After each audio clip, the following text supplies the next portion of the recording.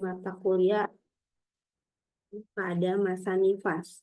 Kebetulan pada sore hari ini saya berkesempatan untuk sharing sedikit terkait dengan nutrisi, biochemistry masa nifas, dan biochemistry ASI. Untuk share screen-nya sudah terlihat, Bu? Sudah, Bu. Sudah, Ibu. Lanjut, masih seger ya, Bu ya? Baru kuliah tadi ya? Iya, Baru Bu. Baru selesai. selesai. Insya Allah masih, Bu. Oke, baik. Oke, langsung saja ke inti pembahasan kita pada sore hari ini. Nah, pada sore hari ini kita akan membahas beberapa topik. Ada nutrisi pada ibu nifas dan menyusui, kebutuhan nutrisi pada ibu nifas dan menyusui, budaya yang mempengaruhi pada masa nifas dan menyusui, juga biochemistry nifas dan ASI. Sebelum kita membahas terkait dengan nutrisi pada ibu menyusui dan masa nifas, kita bahas terlebih dahulu apa itu nutrisi dan juga nutrien, apa perbedaan antara kedua hal ini. Nah, untuk nutrisi ini sendiri merupakan proses di mana tubuh manusia menggunakan makanan untuk membentuk energi, mempertahankan kesehatan, pertumbuhan, dan untuk berlangsungnya fungsi normal setiap organ dan jaringan tubuh. Lalu bagaimana dengan nutrien? Nah, untuk nutrien ini merupakan zat gizinya, baik itu zat gizi organik maupun anorganik. Apa itu zat gizi organik? Jadi zat gizi organik itu adalah zat yang mengandung karbon. Contohnya ada karbohidrat, protein, lemak. Nah, sedangkan anorganik ini mereka tidak mengandung karbon. Di antaranya adalah mineral dan juga air. Nah, di mana zat-zat ini dalam makanan diperlukan oleh tubuh agar berfungsi ya untuk manfaatnya tadi pertumbuhan, perkembangan dan lain sebagainya. Dilanjutkan ke nutrisi pada ibu nifas dan juga menyusui. Nah, seperti yang kita ketahui, tidak sedikit ibu-ibu nifas yang setelah melahirkan ingin segera badannya kembali seperti semula. Bebeknya ingin kembali seperti sebelum hamil. Padahal kebutuhan nutrisi ibu nifas ini lebih tinggi daripada ibu hamil, baik itu dari kalorinya, karbohidratnya, proteinnya, dan lain sebagainya. Nah, untuk beberapa penelitian ini menyebutkan bahwasanya zat gizi ibu hamil ini berpengaruh terhadap volume dari ASI itu sendiri. Nah, di mana untuk zat gizi yang kurang baik, volumenya juga berkurang. Jadi berbeda antara zat gizi yang baik dengan yang kurang baik. Nah, makanan yang dikonsumsi untuk ibu nifas dan menyusui ini berguna untuk melakukan aktivitas ibu nifas itu, untuk metabolisme, cadangan dalam tubuh, proses penyembuhan luka karena ibu telah melewati fase persalinan, dan juga proses produksi ASI. Jadi lebih banyak kebutuhannya daripada kehamilan. Bayi menyusu menyerap zat gizi yang diperlukan dari tubuh ibu melalui ASI. Nah, jika asupan nutrisinya tidak tercukupi, maka tubuh itu akan mengambil nutrisi dari cadangan yang ibu miliki. Jadi memang ada beberapa ibu yang setelah melahirkan itu bebeknya malah turun. Nah, itu ternyata dilatar belakangi oleh faktor nutrisi mereka yang tidak tercukupi sehingga mengambil nutrisi dan cadangan dari tubuh ibu sehingga berimbas pada berat badan ibu. Makanan yang dikonsumsi ibu nifas dan menyusui harus dalam menu seimbang. Apa saja? Yaitu ada sumber tenaga, yaitu energi, sumber pembangun protein, dan sumber pengatur dan juga pelindung. Di antaranya yaitu air, mineral, dan vitamin. Nah, selain itu, kebutuhan energi juga bisa didapatkan dari karbohidrat, protein, lemak, vitamin, dan lain sebagainya.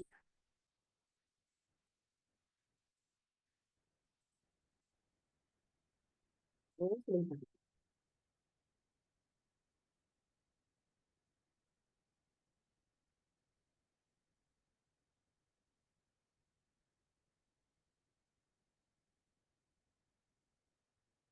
Selanjutnya kita bahas satu persatu zat-zat yang dibutuhkan oleh tubuh ibu nifas. Yang pertama ada karbohidrat. Nah, di mana karbohidrat ini fungsi utamanya ini sebagai penyedia sumber tenaga utama yang berbentuk energi. Nah, karbohidrat itu bisa dalam berbagai bentuk. Contohnya adalah glukosa. Nah, glukosa ini merupakan satu-satunya sumber energi bagi otak dan sistem saraf. Karbohidrat juga ada yang disimpan sebagai cadangan energi. Nah, ini dalam bentuk glikogen, di mana disimpan dalam hati dan juga otot. Nah, selanjutnya protein. Nah, untuk masa nifas dan menyusui, ini memerlukan tambahan protein. Tambahan protein ini untuk apa? Untuk memproduksi ASI dan membangun kembali jaringan tubuh yang rusak akibat proses persalinan. Jumlah kelebihan protein yang diperlukan oleh ibu pada masa nifas adalah sekitar 10-15%. Nah, lalu selanjutnya ada lemak. Lemak ini berkisar antara 25-35% dari total makanan. Lemak menghasilkan kira-kira setengah kalori yang diproduksi oleh air susu ibu. Lemak sebagai komponen utama 9 pembentuk membran sel. Nah, lemak juga untuk membantu penyerapan dan juga penyimpanan vitamin, baik vitamin yang larut dalam lemak ataupun dalam air. Selain itu, juga lemak berfungsi sebagai cadangan energi untuk menghasilkan ASI. Yang termasuk dalam lemak ini ada terbagi menjadi lemak hewani dan juga nabati, di mana yang termasuk lemak hewani itu contohnya misalnya ada keju. Lalu misalnya lemak nabati itu misalnya ada minyak-minyakan, minyak kelapa, dan lain sebagainya. Nah, selanjutnya vitamin A. Nah, untuk vitamin A ini, pemberian vitamin A pada ibu nifas segera setelah bayi dilahirkan sampai usia 6 minggu ini bisa menaikkan status vitamin A dari bayi itu sendiri. Nah, fungsi vitamin A itu banyak, tidak hanya terkait dengan kesehatan mata, tapi ternyata juga berpengaruh terhadap kekebalan tubuh, pertumbuhan sel, jaringan gigi tulang, dan juga perkembangan syaraf. Nah, yang termasuk ke dalam vitamin A yang bisa dikonsumsi oleh ibu nifas ada wortel, tomat, sayuran-sayuran hijau, kuning telur, hati ayam, yaitu termasuk ke dalam makanan-makanan yang mengandung zat vitamin A. Selanjutnya vitamin B. Nah, untuk vitamin B ini banyak sekali macam-macamnya.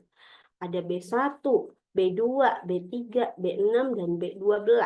Nah, semuanya ini memiliki manfaat-manfaat yang berguna untuk metabolisme dan juga pertumbuhan serta perkembangan dalam tubuh. Nanti ibu-ibu bisa baca berbagai macam vitamin B apa saja, juga sumber-sumbernya yang juga berbeda-beda. Nah, selanjutnya ada vitamin yang lainnya. Yang pertama ada folik acid. Folik acid itu untuk apa? Nah, ini untuk pertumbuhan sel darah merah dan produksi inti sel. Bisa kita temukan dalam hati, daging, ikan, dan sayuran hijau. Lalu ada vitamin C. Nah, ini sangat berguna khususnya untuk ibu nifas karena berkaitan dengan penyembuhan luka. Seperti yang kita ketahui, ibu nifas telah melalui proses persalinan, utamanya jika ada luka di perineum, itu baik untuk mengkonsumsi makanan-makanan yang mengandung vitamin C. Nah, sumbernya ada pada jeruk, tomat, melon, brokoli, pepaya, sayuran-sayuran. Lalu ada vitamin D. Nah, vitamin D ini untuk pertumbuhan, pembentukan tulang gigi, serta penyerapan kalsium dan fosfor. Sumbernya bisa dari susu, minyak ikan, lalu misalnya kita berjemur di pagi hari, itu juga kita sudah mendapatkan vitamin D. Lalu ada vitamin E. Vitamin E ini untuk meningkatkan kekebalan, melindungi sel tubuh, membantu mencegah anemia. Nah, selain itu juga vitamin E berkaitan untuk meningkatkan kualitas ASI dan membantu proses penyembuhan luka. Misalnya ada pada sayuran-sayuran, minyak biji. Lalu ada vitamin K, ini untuk mencegah perdarahan agar proses pembukuan darahnya normal. Ini bisa kita temukan pada kuning telur, hati, brokoli, asparagus, dan bayam. Nah, untuk mineral-mineral yang dibutuhkan oleh ibu nifas, ini ada berbagai macam juga. Ada zat kapur, fosfor, zat besi, yodium, dan juga kalsium, yang mana masing-masing ini berguna untuk ibu nifas, utamanya dalam pemulihan dan dalam pembentukan ASI. Salah satu yang sangat penting diantaranya adalah zat besi, di mana zat besi ini dibutuhkan untuk menaikkan sirkulasi darah dan juga sel. Nah, asupan zat besi diberikan selama 40 hari setelah postpartum. Nah, selain kita minum asupan tablet zat besi tersebut, disarankan ibu nifas juga mengkonsumsi langsung dari sumber zat besinya, seperti misalnya kuning telur, hati, daging, kacang-kacangan, dan sayuran hijau.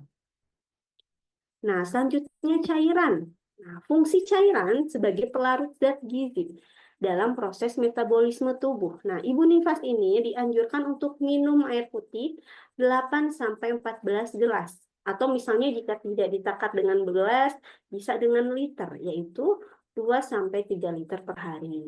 Nah, cairan ini selain dari cairan air putih bisa dikombinasikan juga. Misalnya makan makanan yang berkuah seperti sop, soto, atau sayur bening. Jika sebelumnya tadi kita membahas terkait nutrisi-nutrisi, zat-zat nutrien yang dibutuhkan oleh ibu nifas, nah selanjutnya kita akan membahas kebutuhan nutrisi ibu nifas. Nah, bagaimana kebutuhannya? Nah, pada masa nifas dan menyusui, kebutuhan nutrisi ini meningkat 25% karena proses pemulihan, produksi ASI, dan memenuhi kebutuhan cairan yang meningkat. Kebutuhan kalori selama menyusui proporsional dengan jumlah air susu ibu yang dikeluarkan. Nah, di mana rata-rata kandungan kalori ASI yang dihasilkan ibu dengan nutrisi baik, dengan gizi yang baik adalah 70 kalori per 100 mili. Nah, jadi dihitungannya per 100 mili ASI. Dan kira-kira 85 kalori diperlukan oleh ibu untuk tiap 100 mili yang dihasilkan. Ibu nifas dan menyusui memiliki kebutuhan energi dan gizi lebih tinggi. Nah, jadi antara 6 bulan pertama dan 6 bulan kedua juga berbeda, Bu, untuk energi-energinya yang dibutuhkannya. Misalnya nih, pada 6 bulan pertama, kebutuhannya itu 330 kilokalori per hari. Dan meningkat pada 6 bulan selanjutnya, yaitu 400 kilokalori per hari. Perhitungan ini dilakukan berdasarkan volume rata-rata ASI yang diproduksi per hari. Jadi rata-rata ASI itu seorang ibu itu bisa menghasilkan 780 mili. Ini rata-ratanya. Ada di kisaran 450 sampai 1.200 mili atau 1,2 liter. Jadi berbeda-beda antar ibu. Mengingat kandungan energi dalam ASI adalah sebesar 67 kilokalori per 100 mili. Nah, jika gizi ibu selama menyusui ini tidak terpenuhi, ini pasti akan berimbas pada kenaikan berat badan bayi yang optimal akan sulit dicapai. Jika terus-menerus, ini akan meningkatkan resiko penyakit infeksi, juga menurunkan nafsu dari bayi untuk menyusu, ataupun nanti pada masa MPASI untuk makan.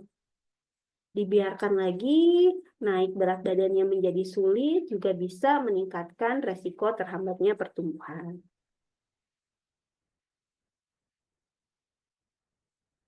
Nah, untuk mendukung keberhasilan menyusui, ibu ini juga perlu mendapatkan tambahan protein.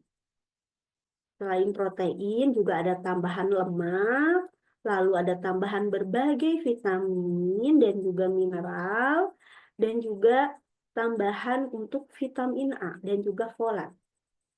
Nah, bisa ibu-ibu lihat pada tabel di sini. Di sini merupakan angka kecukupan energi, protein, lemak, karbohidrat, serat, dan juga air.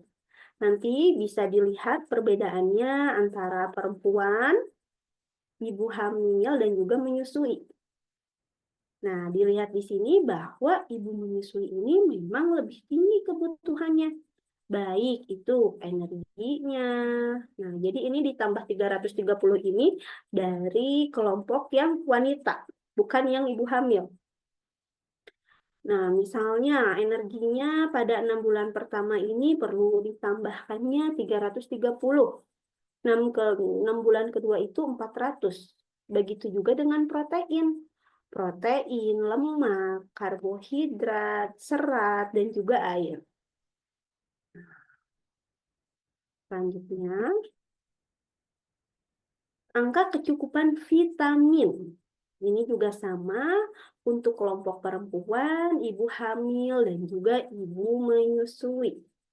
Nah, bisa dilihat berbagai vitaminnya, ada vitamin A, D, E, K, B1, B2, B3, B5, B6, lalu ada folat, vitamin B12, biotin, kolin, dan vitamin C. Nah, kebutuhannya untuk ibu menyusui ini juga perlu ditambahkan. Lalu selanjutnya di sini ada angka kecukupan mineral yang dianjurkan untuk sama kelompok perempuan, ibu hamil, dan ibu menyusui. Nah, di sini ada mineral kalsium, fosfor, magnesium, besi, iodium, seng, selenium, mangan, fluor, dan lain sebagainya. Nah, ini rata-rata ibu hamil juga ada beberapa, untuk mineral ini ada beberapa yang perlu ditambahkan seperti kalsium, lalu fosfor itu tidak perlu penambahan, jadi sama jumlah kebutuhannya dengan perempuan biasanya. Lalu ada juga iodium yang perlu ditambahkan, dan juga kalium juga perlu ditambahkan. Nah, jadi itu tadi kebutuhan-kebutuhan nutrisinya. Nah, selanjutnya kita akan mempelajari terkait anjuran jumlah porsi makan dan minum menurut kecukupan energi untuk ibu menyusui dibandingkan ibu hamil dan juga wus. Nah, ini contohnya untuk konsumsi dalam 1 hari. Nah, kita langsung lihat ke kelompok ibu menyusuinya, di mana untuk nasi atau makanan pokoknya ini adalah 1 harinya itu adalah 6 porsi. Di mana 1 porsi ini terdiri dari 100 gram beras atau 3/4 gelas nasi untuk 1 porsinya. Nah, selanjutnya ada protein hewani. Protein hewani bermacam-macam, bisa dalam berbentuk ikan, ayam, bebek, telur, dan lain sebagainya. Di sini digambarkan 1 ekor porsi ikan sedang ini adalah beratnya 50 gram. 1 porsi. Selanjutnya, misalnya 1 porsi telur ini diumpamakan 55 gram. Ini dalam 4 porsi dalam 1 hari. Lalu ada protein nabati. Nah, protein nabati ini 1 porsinya ini juga sama beratnya 50 gram. 50 gram itu sama dengan 2 potongan sedang tempe. Baik itu tempe ataupun tahu. Jadi 1 porsinya terdiri dari 2 potong. Lalu ada sayur-sayuran. Nah, sayur-sayurannya ini ada 4 porsi dalam 1 hari. Sayuran ini 1 porsinya adalah 100 gram.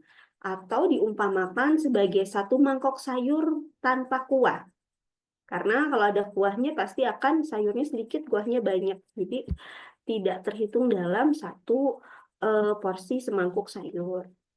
Lalu ada buah-buahan. Nah, buah-buahan juga dalam 1 hari itu 4 porsi. 1 porsinya ini diumpamakan 1 potong sedang pisang, yang mana beratnya berkisar antara 100 gram. Sedangkan untuk pepaya, ini beratnya antara 100 sampai 190 gram, ini juga 1 potong besar pepaya. Lalu ada minyak.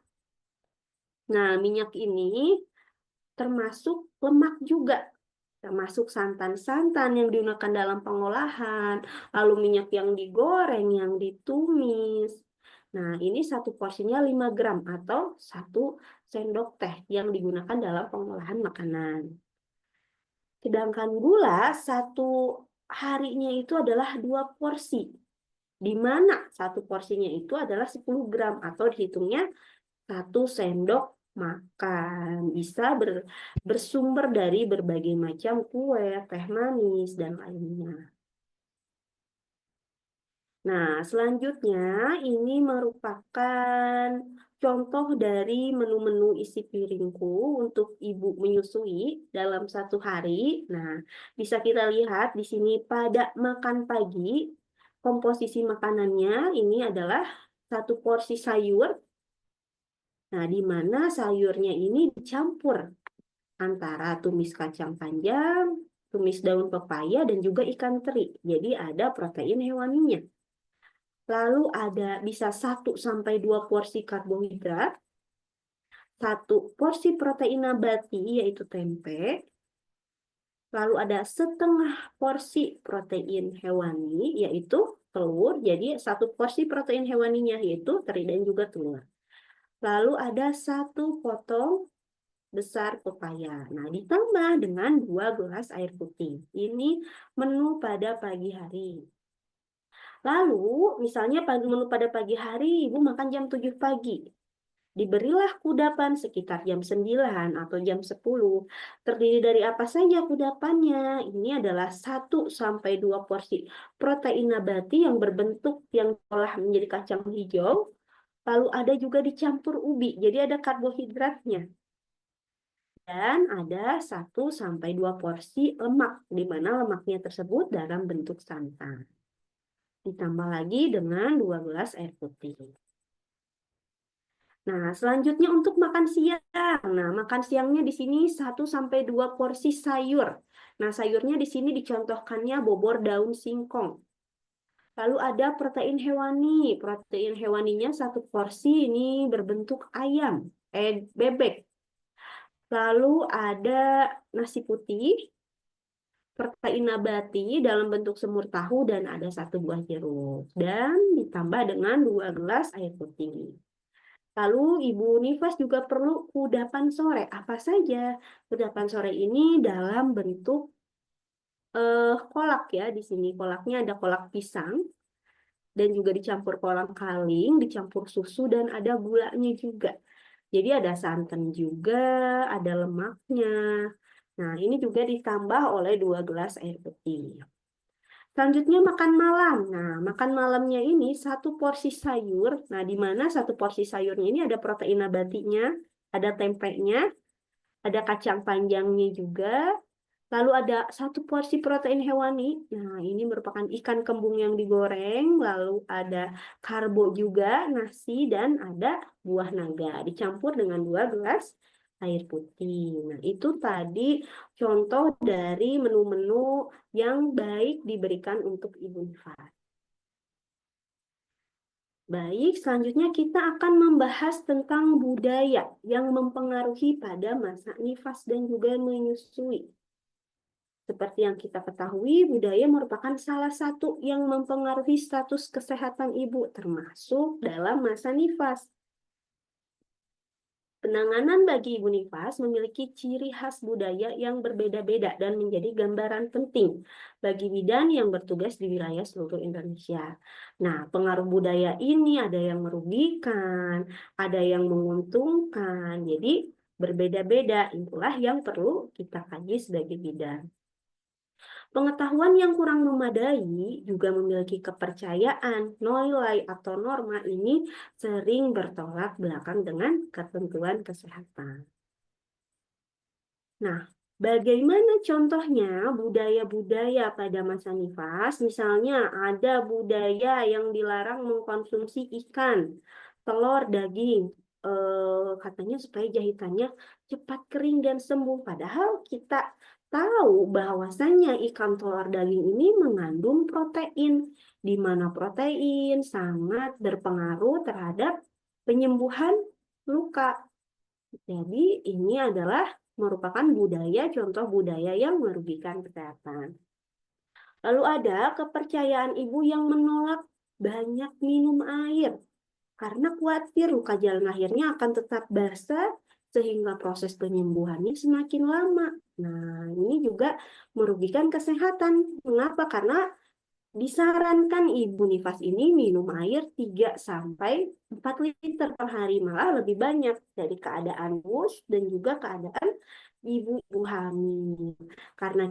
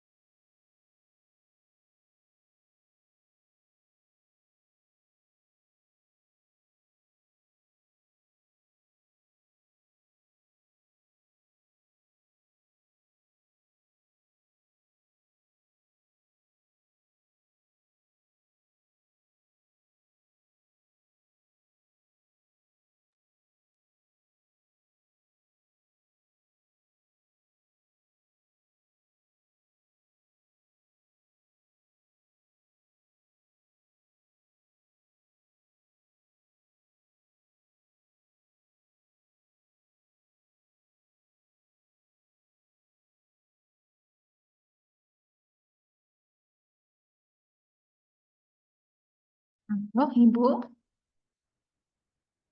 Halo,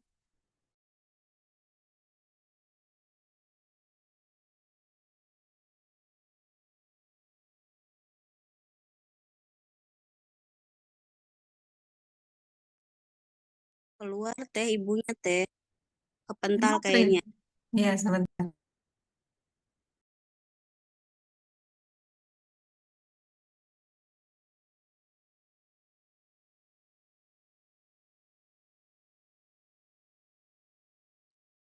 Halo, Ibu.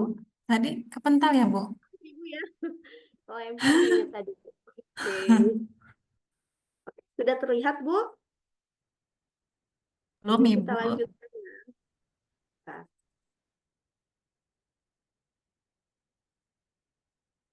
oke, kita lanjutkan. Selanjutnya misalnya banyak sekali sampai sekarang yang tidak memperbolehkan ibu nifas itu tidak boleh minum es. Padahal tidak berpengaruh. Apa yang diminum ibu itu tidak mempengaruhi ke dalam ASI. Contohnya itu adalah minum es. Pasti ASINya juga tetap hangat ya. Lalu menghindari makanan lembek. Contohnya apa? Misalnya pepaya, pisang-pisangan karena katanya akan membuat denyut organ vital kaum hawa. Ini juga sangat tidak benar. Bentar.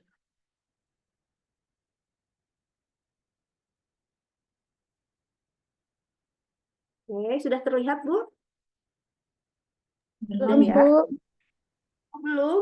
Belum. Belum, Ibu.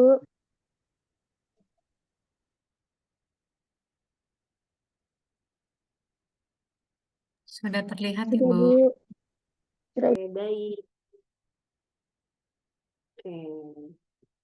Selanjutnya itu adalah kolostrum, yang mana masih banyak budaya-budaya Indonesia yang tidak boleh makan kolostrum karena katanya asi basi, karena memang warnanya kolostrum itu lebih kekuningan dan juga lebih pekat.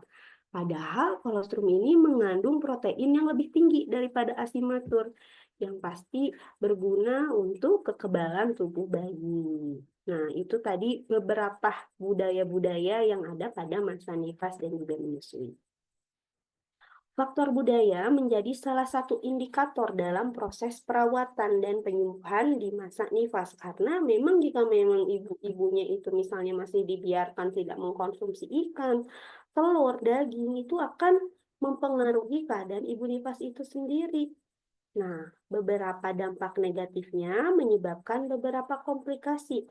Ibu kurang protein dan nutrisi sehingga memperlambat proses penyembuhan, baik penyembuhan dalam diri ibu setelah bersalin, luka jahitan perineumnya juga lambat penyembuhannya.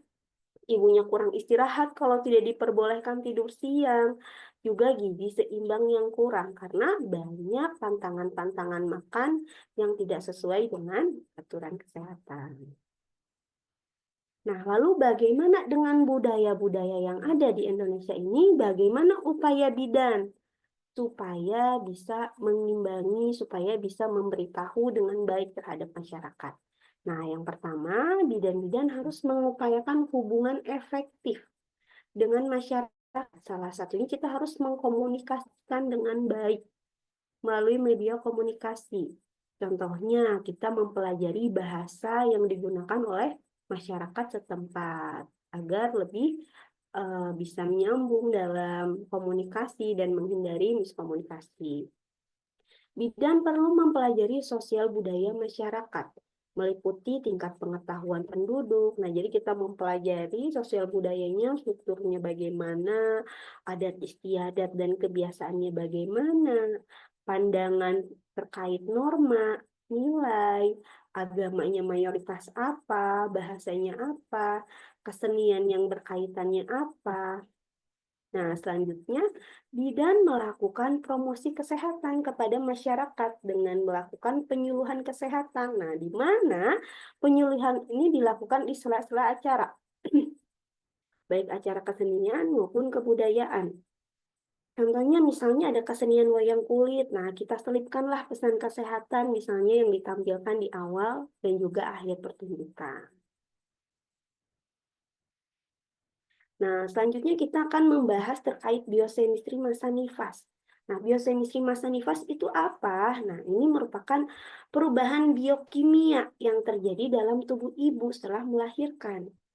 Jadi, studi terkait perubahan kimia pada tubuh wanita setelah melahirkan yang penting untuk pemulihan, adaptasi ibu dari bersalin, dari hamil bersalin ke nifas, dan asuhan kebidanan yang tepat. Yang pertama, apa saja biochemistry massa nifas itu? Ada endokrin. Nah, hormon plasenta ini menurun setelah persalinan dan menetap sampai 10% dalam 3 sampai hari ke-7 sebagai omset pemenuhan mamae pada hari ketiga postpartum. Nah, karena hormon plasenta tadi turun, hormon pituitari prolaktin itu meningkat. Akan tetapi pada wanita yang tidak menyusui ini akan menurun dalam waktu 2 minggu. Sedangkan hormon FSH dan juga LH ini akan meningkat pada minggu ketiga. FSH dan LH ini merupakan hormon-hormon yang mengatur terkait dengan ovulasi, yang mengatur sel telur, yang mengatur hormon estrogen dan juga progesteron. Lamanya seorang wanita mendapatkan menstruasi juga dapat dipengaruhi oleh faktor menyusui, jadi berbeda-beda. Seringkali menstruasi pertama ini bersifat anovulasi karena memang kadar estrogen progesteronnya sedang turun. Yang naik adalah hormon prolaktin. Setelah persalinan terjadi penurunan kadar estrogen yang bermakna sehingga aktivitas prolaktin meningkat yang dapat mempengaruhi kelenjar mamae menghasilkan ASI. Nah, ini terkait biochemistry di endokrin. Lalu pada sistem kardiovaskuler. Nah, setelah melahirkan, perubahan volume darah ini bergantung pada beberapa faktor, misalnya kehilangan darah. Jadi setiap ibu itu berbeda-beda volume darahnya. Curah jantung yang meningkat. Perubahan hematologi pada postpartum, kadar fibrinogen dan plasma akan sedikit menurun. Jadi terbalik pas pada waktu kehamilan. Jadi selain itu juga pembekuan darah juga meningkat. Nah, ada beberapa tanda vital perubahan pada masa nifas. Yang pertama suhu badan, di mana dalam 1 hari pertama biasanya ibu nifas mengalami kenaikan suhu. Nah, kenaikan suhu ini pada hari pertama ini disebabkan karena tubuh bekerja keras, karena bersalin, karena ibu kelelahan. Nah, akan tetapi kenaikan suhu badan ini akan turun kembali, bisa hari kedua atau hari ketiganya. Selanjutnya nadi. Nah, nadi ini biasanya lebih meningkat, akan tetapi tidak lebih dari batas 100 kali per menit. Lalu ada tekanan darah. Untuk tekanan darah itu biasanya menurun, kecuali memang ibu-ibu yang mengalami preeklamsia atau eklamsi. Selanjutnya adalah hematologi. Nah, untuk hematologi ini, jumlah hemoglobin, hematokrit, dan eritrositnya akan sangat bervariasi pada awal-awal postpartum. Ini juga ada hubungannya, kaitannya dengan volume darah, juga volume plasenta. Lalu selanjutnya, leukositosis ini meningkatkan jumlah sel darah putih hingga 15.000 selama proses persalinan. Nah, ini akan lebih meningkat hingga 25.000 atau 30.000 jika memang misalnya seorang wanita tersebut mengalami persalinan yang lama. Jadi berbeda-beda peningkatan sel darah putihnya antar ibu, tergantung dengan kondisi tubuhnya. Lalu jumlah normal kehilangan darah, misalnya persalinan per vagina 500 mili dan sesar ini 1000 mili. Nah, biasanya total darah hilang ini hingga akhir masa postpartumnya sebanyak 1.500. Volume darah seorang ibu nifas akan kembali normal setelah 3 minggu postpartum dan jumlah hemoglobinnya juga akan kembali normal pada 4-6 minggu postpartum. Nah, selanjutnya adalah biochemistry ASI.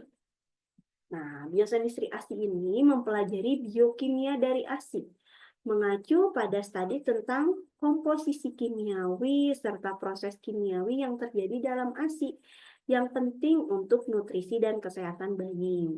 Nah, ASI ini mengandung berbagai komponen. Komponennya ada karbohidrat, protein, lemak, vitamin, mineral, serta komponen bioaktif. Nah, komponen bioaktif ini penting untuk pertumbuhan dan perkembangan bayi. Nah, berikut merupakan tahapan ASI. Nah, pasti ibu-ibu ini sudah hafal di luar kepala ya untuk tahapan ASI.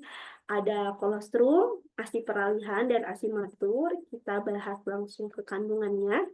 Di mana untuk kolostrum ini merupakan cairan tinggi protein, mineral garam, vitamin A, nitrogen, sel darah putih, dan antibodinya tinggi jika dibandingkan dengan ASI matur. Selain itu, kolostrum ini juga rendah lemak dan juga laktosa. Ini biasanya di hari ke-1 sampai hari ke-4. Selanjutnya, ASI peralihan. Nah, ASI peralihan ini dari hari ke-4 hingga hari ke-14. Nah, di mana volume ASI-nya mulai bertambah, ada juga perubahan warna, ini misalnya dari kolostrum, ini susu transisi ini putih agak bening ya, lalu ada ASI matur atau matang. Ada perubahan warna dan komposisi, kadar imunoglobinnya menurun dari yang kolostrum. Kadar lemak dan laktosanya mulai meningkat. Lalu ada ASI matur. Nah, ASI matur baru keluar di hari ke-15 sampai seterusnya. Di mana ASI yang keluar pada 5 menit pertama disebut formil. Nah, formil ini lebih encer, lemaknya rendah, tapi tinggi laktosa, gula protein, mineral, dan air. Nah, setelah formil keluar, lalu akan dilanjutkan dengan hind milk. Nah, ini baru kaya akan lemak dan juga nutrisi, sehingga bayinya lebih cepat kenyang. Jadi, bayi akan lengkap kecukupan nutrisinya bila terpenuhi keduanya, yaitu formil dan juga hind milk. Nah, berikut bisa dilihat perbedaan komposisinya. Yang bawah terlihat tidak, Bu? Tidak ya, yang bawah Ya, ya. Ibu, tidak terlihat. Nanti saya kirim yang baru gambarnya. Nah, di sini ada perbedaan kandungannya antara kolostrum, ASI transisi, dan ASI matur. Baik itu dari energi, laktosa, lemak, juga protein. Nah, dari energinya itu lebih tinggi ASI matur. Untuk laktosanya pun lebih tinggi di ASI matur. Untuk lemak juga dan juga untuk proteinnya juga sedikit lebih tinggi di ASI matur. Nah, untuk kolostrum ini di bawah ini menjelaskan tentang imunoglobulin, di mana imunoglobulinnya ini lebih tinggi kadarnya di kolostrum ini lebih tinggi daripada ASI-ASI yang lain. Nah, ini merupakan komposisi beberapa nutrisi utama dalam ASI. Jadi ini untuk ASI matur. Dilihatnya ini per 100 mili. Jadi ada komposisinya dalam bentuk energi, protein, lemak, karbohidrat, sodium, kalsium, fosfor, besi, dan vitamin-vitamin. Komponen nutrisi ASI. Nah, komponen nutrisi ASI ini ada makronutrien, mikronutrien, dan komponen bioaktif. Yang termasuk makronutrien ini ada air, protein, lemak, karbohidrat, dan karnitin. Sedangkan mikronutriennya itu vitamin A, D, E, K, yaitu vitamin yang larut dalam lemak dan vitamin yang larut dalam air. Nah, lalu apa itu komponen bioaktif ASI? Nah, jadi ASI ini mengandung berbagai faktor bioaktif. Ada sel hidup, antibodi, sitokinin, faktor pertumbuhan, oligosakarida, dan juga hormon. Faktor bioaktif ini adalah unsur yang memiliki efek pada proses biologis dan berdampak pada fungsi dan kondisi tubuh dan kesehatan bayi. Nah, kita bahas satu persatu untuk komponen-komponennya. Yang pertama ada lemak. Nah, lemak ini menyumbang 3-5% dari total ASI.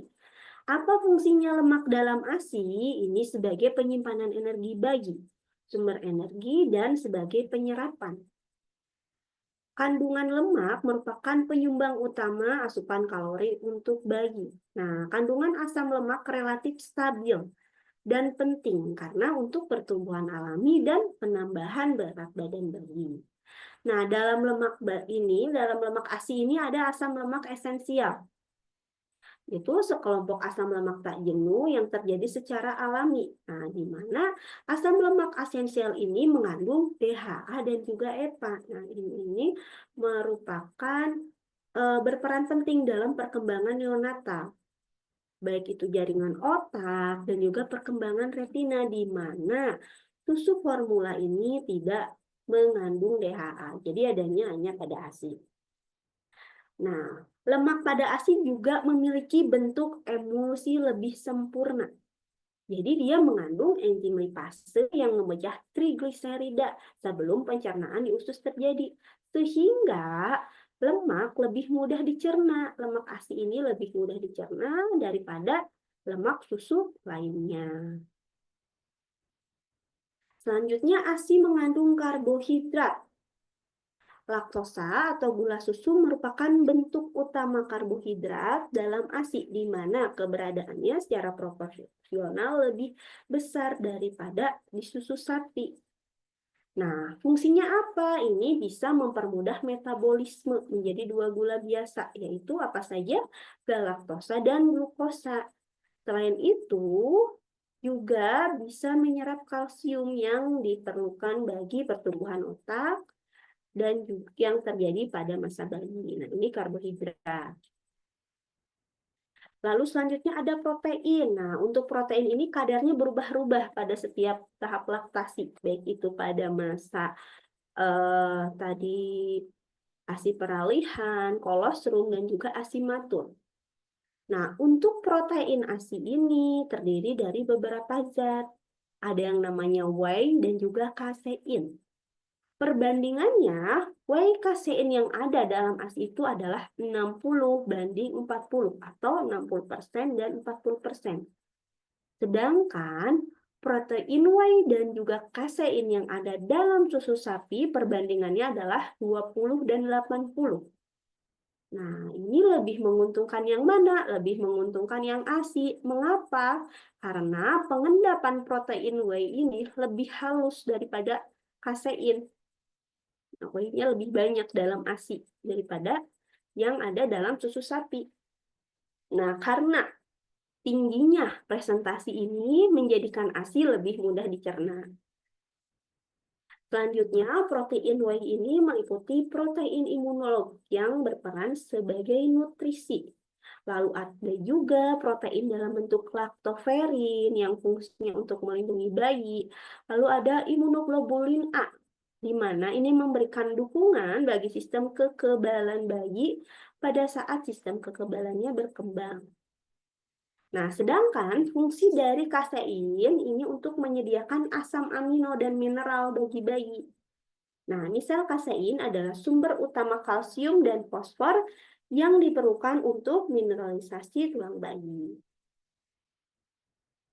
Nah, lalu selanjutnya adalah vitamin. Ada vitamin yang larut dalam air dan juga lemak. Nah, ini merupakan vitamin yang larut dalam lemak.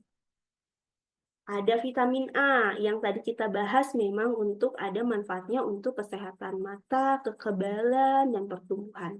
Bayi yang mendapatkan ASI mempunyai tumbuh kembang dan daya tahan tubuh yang baik. Ada vitamin D dalam ASI, di mana vitamin D dalam ASI ini sedikit kandungannya.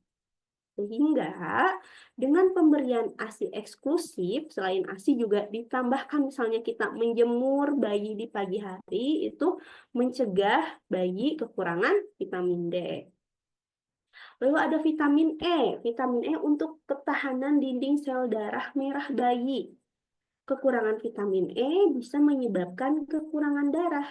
Nah, keuntungan ASI, kandungan vitamin E-nya ini tinggi. Nah, terutama pada kolostrum dan ASI transisi awal. Lalu ada vitamin K. Nah, vitamin K yang ada dalam ASI juga sedikit, sehingga bayi baru lahir itu dianjurkan untuk dilakukan injeksi vitamin K yang berfungsi untuk pembekuan darah. Nah, ini tadi vitamin-vitamin yang larut dalam lemak yang ada dalam ASI. Nah, selanjutnya vitamin yang larut dalam air, misalnya vitamin B, C, folat, lalu ada kadar vitamin B1 dan B2 ini masih cukup tinggi. Tetapi kandungan vitamin B6 dan B12 folat di ASINya cukup rendah, terutama pada ibu yang kurang gizi. Sehingga terkadang ibu-ibu jika memang kebutuhan nutrisinya tidak tercukupi, perlu tambahan vitamin ini. Nah, selanjutnya mineral pada ASI. ASI ini mengandung berbagai mineral penting. Contohnya ada kalsium, fosfor, dan zat besi. Mineral utama yang terdapat dalam ASI adalah kalsium. Ini fungsinya untuk pertumbuhan jaringan otot rangka, transmisi jaringan saraf, dan pembekuan darah. Kandungan zat besi, baik di dalam ASI ataupun susu formula itu, keduanya memang rendah serta bervariasi. Namun, zat besi yang dari ASI ini mudah diserap. Lagi-lagi keuntungannya terkait penyerapan, di mana terserapnya itu adalah 20-50%. Jika susu formula, penyerapannya 4-7%. Selanjutnya adalah mineral zinc.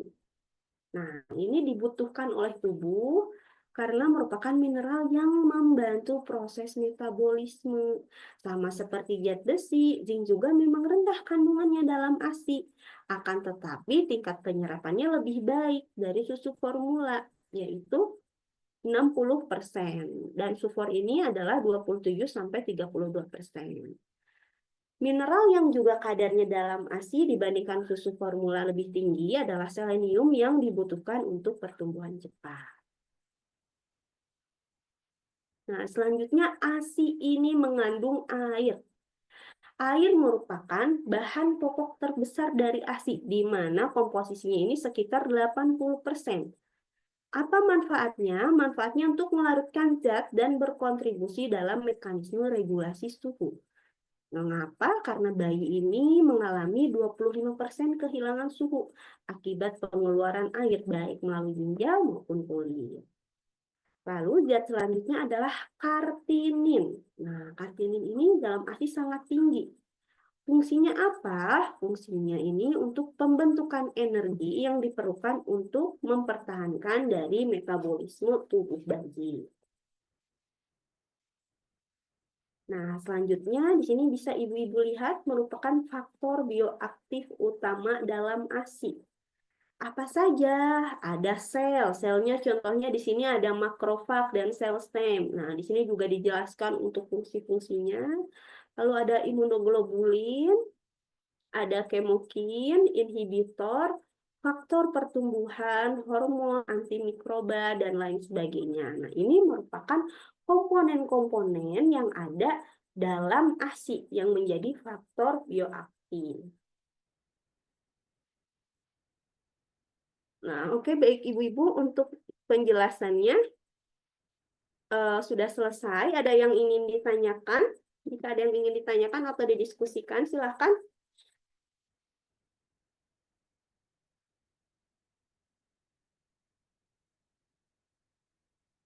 Sudah cukup jelas untuk penjelasannya?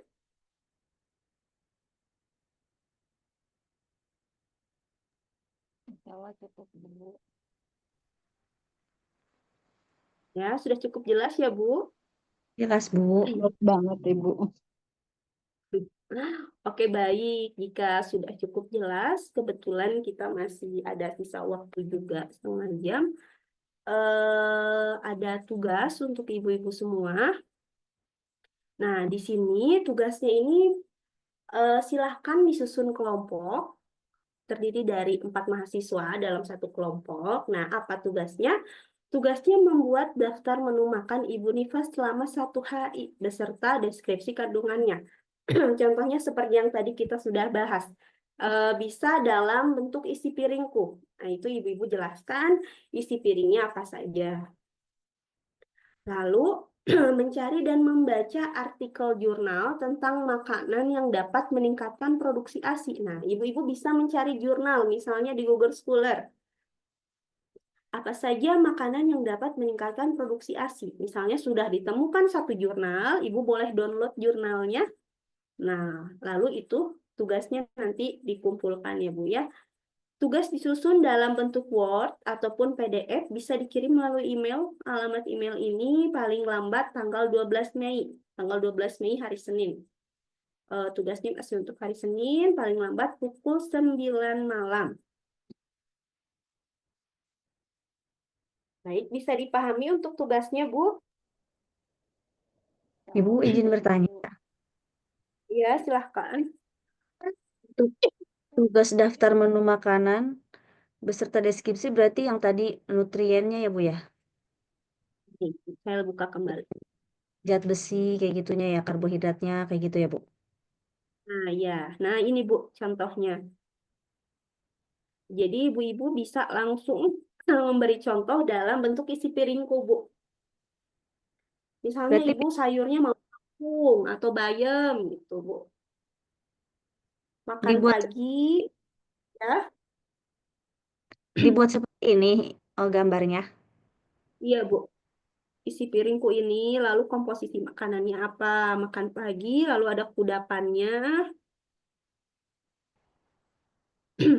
Nah, makan siang, kudapan sore, dan makan malam. Nanti contohnya saya kirim melalui Sipen kelas Oh, baik, Bu. materinya. Oke, baik.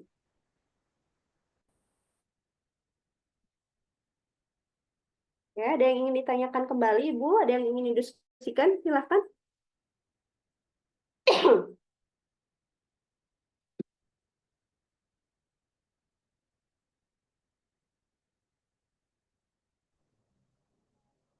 Membuat menunya untuk 1 hari makan ya, Bu?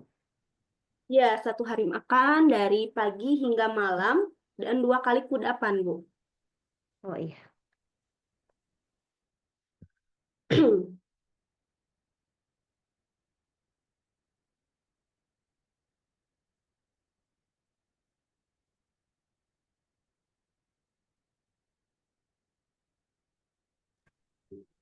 Oke, Berarti nanti tidak. bentuk makalahnya seperti ini ya, Bu ya. Ya, jadi nanti bentuknya seperti ini ya, Bu. Ibu sertakan jam makannya, lalu difoto makanannya, lalu dideskripsikan.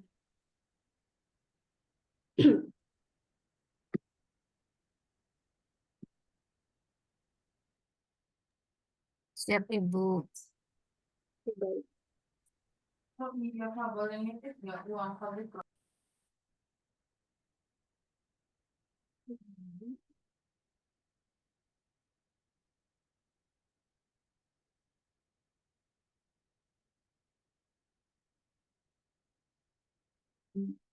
Oke, Ibu-Ibu, jika sudah tidak ada yang ditanyakan atau didiskusikan, saya sudahi untuk sesi kali ini. Silahkan Ibu-Ibu berdiskusi terkait tugasnya. Terima kasih. Assalamualaikum warahmatullahi wabarakatuh.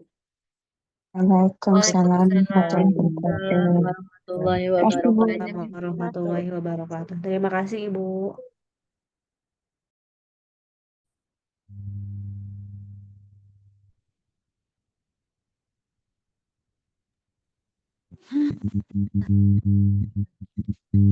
Kasih login, jangan logout juga.